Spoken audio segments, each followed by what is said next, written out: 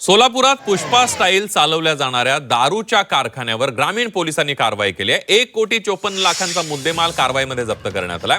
बनावट दारू वाहतूक करण्यासाठी अगदी सिनेमाप्रमाणेच माल ट्रक तयार करण्यात आला होता। दरम्यान या प्रकरणी दोघांच्या विरोधात गुन्हा दाखल करण्यात आलेला आहे। एकाला अटक करण्यात आली असून उर्वरित आरोपींचा शोध पोलिसांनी सुरू केलाय। काही ऑरेंज आहे, टँगो आहे, तर संत्री असं ब्रँडचं आणि बनवतात हे ह्याचं अजूनही ते बाकी आरोपी निष्पन्न झाल्यानंतर ते आम्हाला समजून येणार।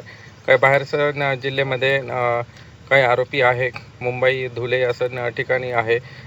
ते तिथं टीम रवाना झालेली आहे आणि हे पूर्ण चेन आम्ही बस करण्यासाठी पूर्ण ते टीम त्यांचं इन्व्हेस्टिगेशन चालू आहे।